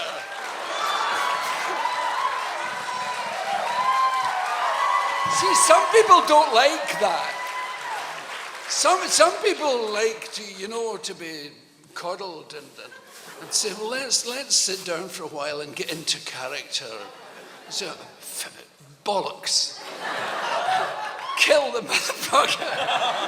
And then go and have your dinner. You know, this is bullshit. I'm a really sensitive guy. They got me all wrong. I got my favorite day, if you want to hear that one. Yeah, definitely.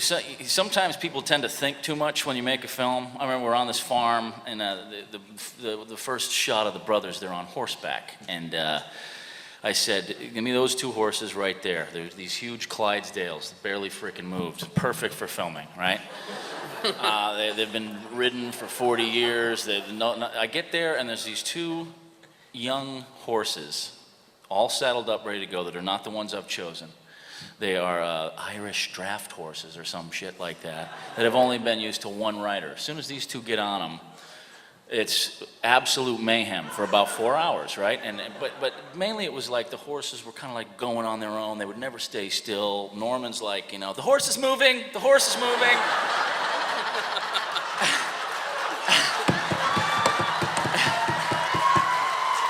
And he'd talk to the horse like it knew English, you know, like stop, go to the right, stop, the horse isn't doing what I want it to do.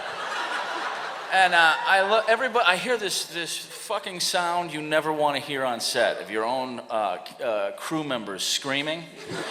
And I turn, and this freaking horse is bucking Flannery, all 4 feet in the air, man, just like you see on the fucking, you know, rodeo channel. And there's Flannery. Now, he's from Texas. Thank God you got that horse. He's from Texas, and he's literally got the thing down there, and he's got the one arm up like this. And he stayed on the goddamn horse. The thing tried to buck him off for like a minute. Everybody's going, oh my God, oh my God. And then the horse stopped. We even shot some more on that horse, and I was like, just get him off. Let's move on. We're going to fucking lose our cast members. So that was a memorable day for me. I'll never forget, Norm was sitting right next to me, and he just had this look of panic, and he's like, it just moved! It moved again! Is it supposed to be doing that?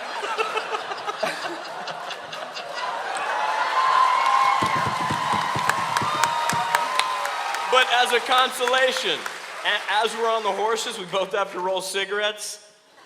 He rolled one perfect.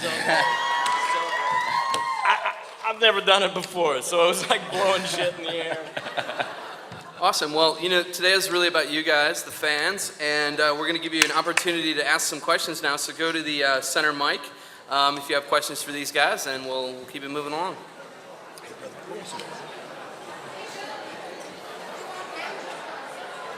Oh, sure. Oh, we can do that. Yeah. That's kind of... Tickety-boo? What's that? Yeah. I appreciate it. Thank you very much. All right, first question, please. Yeah, I Sir. was wondering, are you going to have Rocco back in the second one?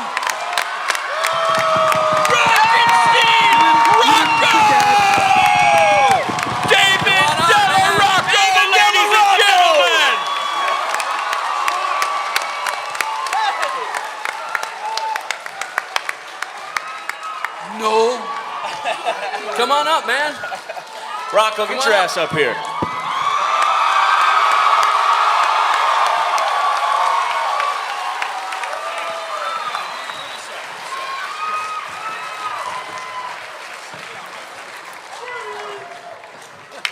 Hey, that was nice. I thought you forgot me.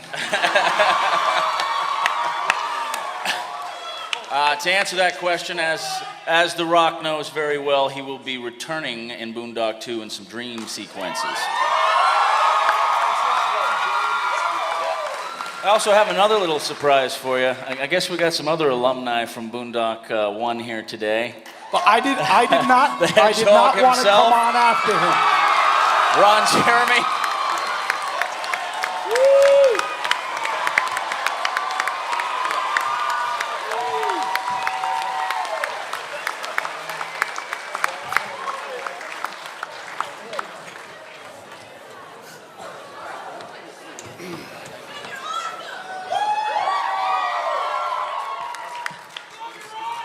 I got you right here.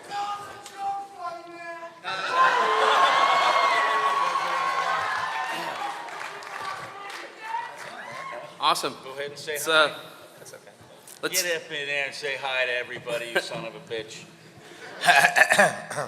Hi, guys. Oh, let's kick it off. First question.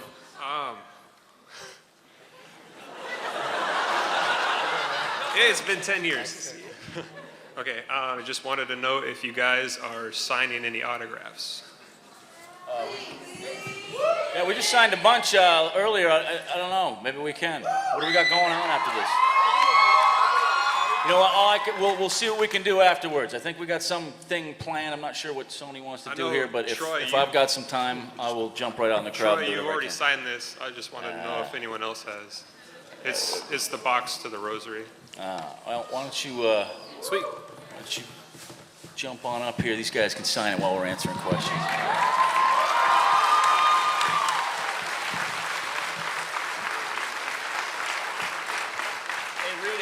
Read us.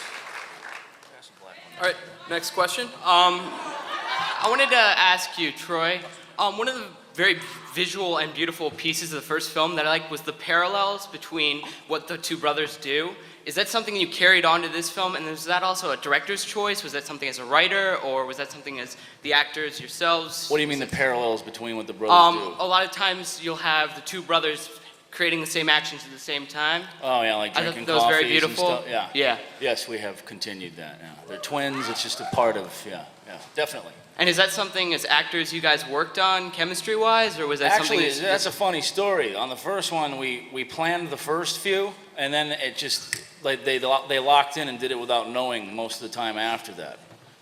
That was just kind of a wild little thing that happened on the first one. All right, thank you.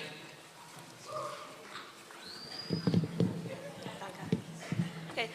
I'm enjoying the hell out of this panel, and I know I'm going to want to watch this over and over again, so I'm going to jump ahead a little bit. What are the odds we can get this on the DVD release when it comes out? That'd be awesome! That'd be totally sweet.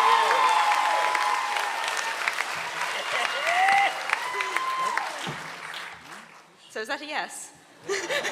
We'll see. I actually talked to that guy right there, Steve Birch. It'd be second row, green shirt. By the way, Mr. Birch, can you stand up for 1 second? This is the guy at the studio that's responsible for making this movie.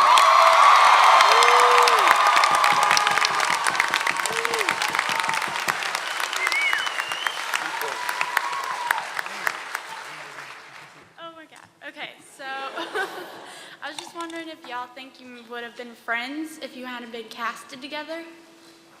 No. No? Well, would you have gotten along?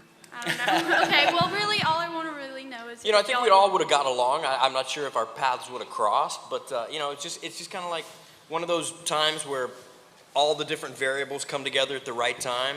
I mean, I'm certainly glad that I met everybody involved, but you know, I mean, Hollywood's a big place, so it's kind of crazy that I've never met the cat before, you know. But it's one of those rare times where, you know, you're thankful that it did happen, you know, because I dig all of these guys.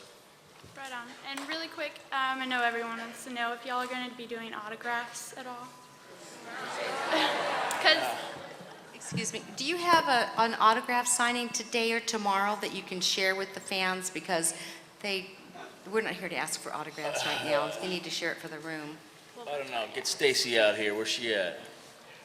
Do you have an autograph signing? If we've got some time, to do this, I mean, I'm this close to going meet me at a bar. So somebody from Sony better fucking speak up unless they want some drunk 1,000 drunk fucking Boondock fans downtown.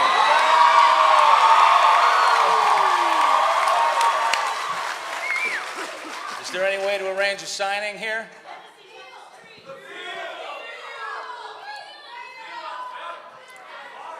All right, we're gonna. You know what? I'm gonna get word on this. By the time we're done here, we'll figure this out. All right, thank you. Okay, I just realized how silly I look right now. So sorry. Okay, so first of all, I wanted to thank you guys for your movie because of you guys, my sorority sisters and I, we are the champions in football. Because when we go out, we're like, let's do it like the Boondocks, and so we're like, it's like we're not butch or anything. We're all like short, but we're excited. Sorry for you butch chicks, dudes. But so my question is, so my question is that the prayer in the movie, is that from anything religious-y, kind of, other than the movie? Because I'm not religious and I'm not gonna read the Bible, but if it's in there, I want to see it. So that's my question.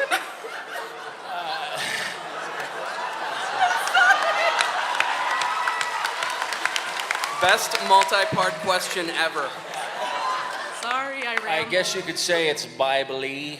Bible-y? There's a few of the lines that can be found in the Bible. I'm not sure exactly what parts, but okay, I'll cut the out rest the of good them parts. I just kind of filled in and made it rhyme, you know. Okay, fine. Thanks. So yeah, I made part of it up, but part of it's Bible-y. It's Ecclesiastes 13:12 and George W. Bush 9:15.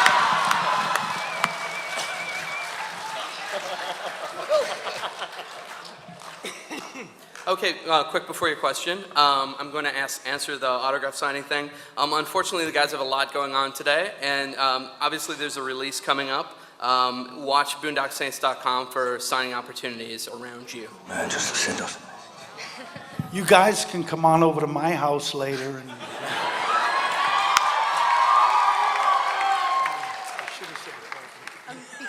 Before I ask my question, I just want to tell Sean one of the best acting performances I've ever seen was Powder. So,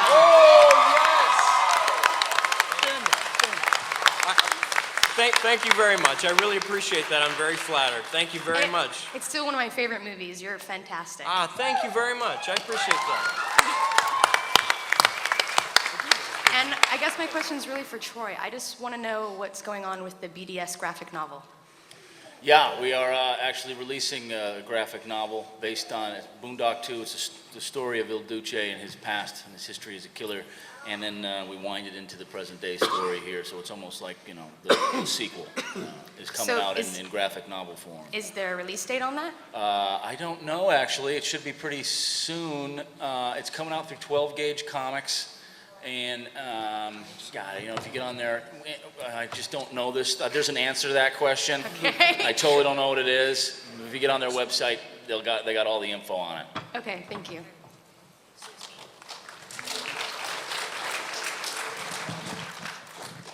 Oh, good. You didn't have to lower it after I followed the chick.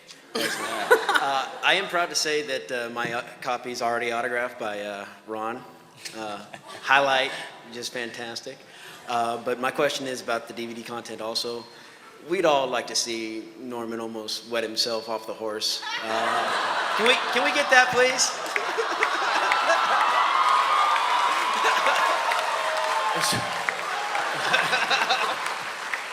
Yeah, we're going to be doing a bunch of gag reel outtakes and stuff, but the one you should look out for, if we can possibly get permission from Norman to put it in there, is there is actually a shower scene where where Norman in slow motion drops the fucking soap. It's freaking hilarious to watch, but he's like, if you ever let anybody see that, I'll kill you. I was in a different shower, by the way. So now you're going to let everybody see it.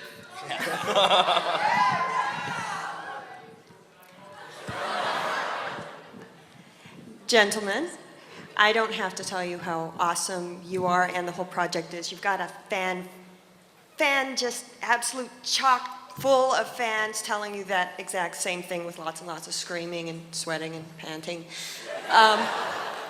This is actually a continuation of a question from Mr. Jeremy, which you may not remember. About 7 years ago, I was in a criminal justice class. This is starting off bad. You may not remember, about 7 years ago.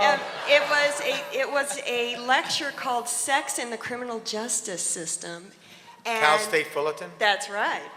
And I lecture in colleges, believe it or not. I'm not kidding. I got a teaching license, you bastards.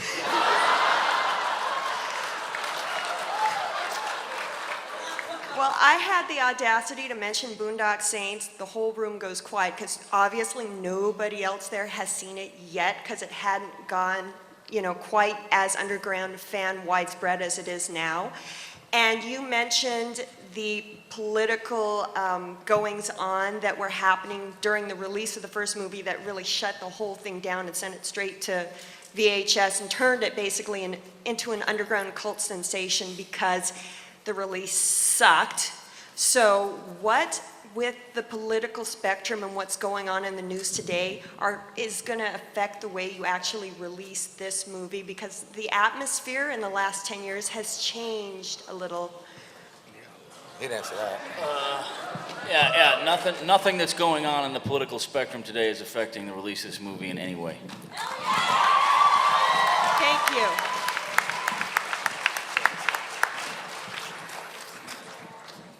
What's going on, guys? I'd like to thank you first off for a movie that, like, this is like one of the only movies that every time I show somebody this movie, they like become a believer. I've yet to have a friend. They'd be like, dude, that is our bread and butter right there. That's our bread and butter. Dude. And I really wanted to know, one of the best side characters you guys had in the first one was Doc, Gerard Parks. Yeah. Dude, every time he's on, I was dying laughing. Is he back in the second one? That's all I need to know. Yes. Not only that, had a joke we wanted to pull off in the first one with Doc, we got to do in the second one, and it worked out really well. And Gerard he's in his 80s, and he walks with a cane now, and he doesn't do films anymore. And he actually came out of the retirement home to do this one because he was like, "Fuck it, it's Boondock Saints." And since we don't have somewhere to meet you guys later, what bar are we meeting at? We might have a drink at the Tilted Kilt later on. Thank you. You mentioned you had a new gun guy for this movie. I just want to know, how did you pick the guns, or did you just say, go fucking nuts, give me the awesomest thing you can? No, Billy's the same gun guy did the first one, did the second one. The gun guy on set was the guy Billy was talking about. He had a new sort of handler on set. Charlie Taylor, who's a genius, did the guns in like Romeo and Juliet, and he did some excellent gun work. He was considered the best, and he did Boondock, and it was just all these, the guns in particular in the second one. We got a whole scene where the brothers get their new rigs, and trust me, you have never seen anything like this. Because I know you haven't, because I made it up. I'm looking forward to that. Thanks.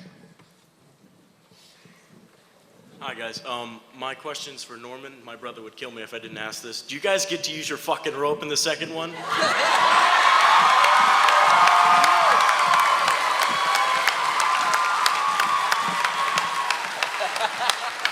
There's a lot of fucking rope. Yeah,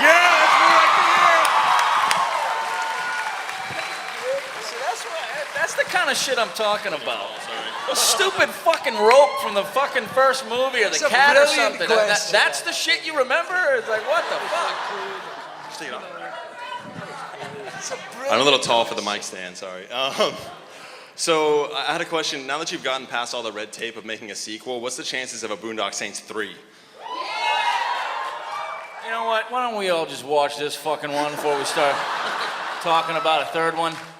I mean, it took me 10 years to get this son of a bitch together. By the end of this, it'll be like 20 years. I've done three films in 25 years. Jesus Christ. It's in the hopper. Just, And then- let it percolate for a little bit. I still haven't worked that one out yet. I got one more thing. Can you guys give us the accent? Oh, for fuck's sake, man. The storm's coming. That's the line that he took away from me. And that right there, that's our Mexican.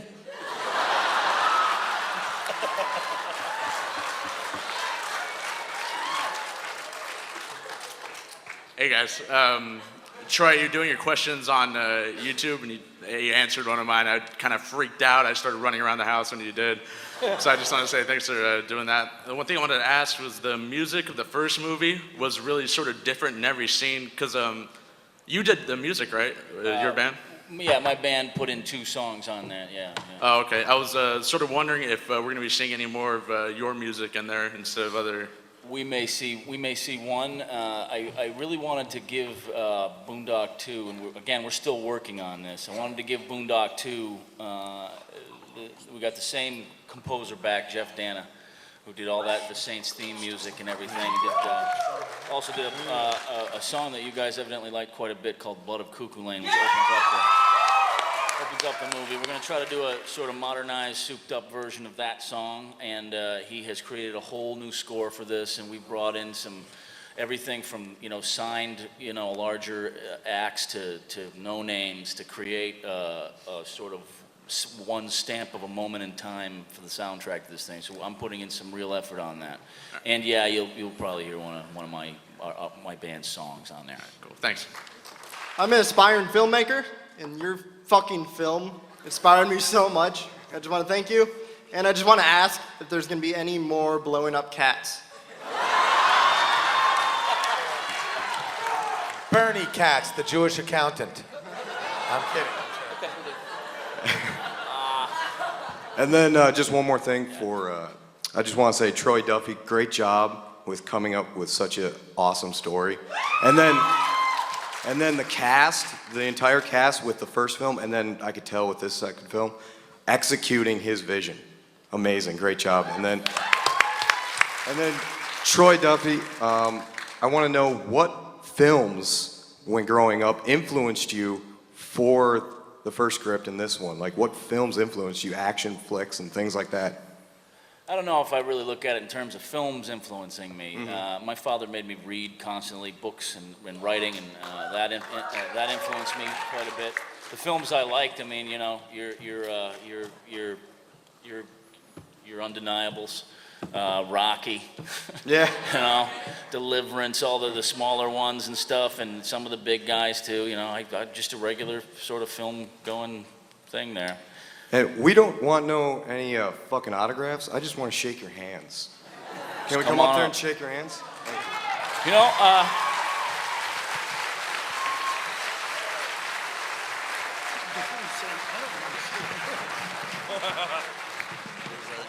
I'd also like to say one final thing, guys. I remember when the guys from Sony said, look, we're submitting to Comic-Con, but you're not really locked in this year because the geeks are starting to reclaim their festival, you know?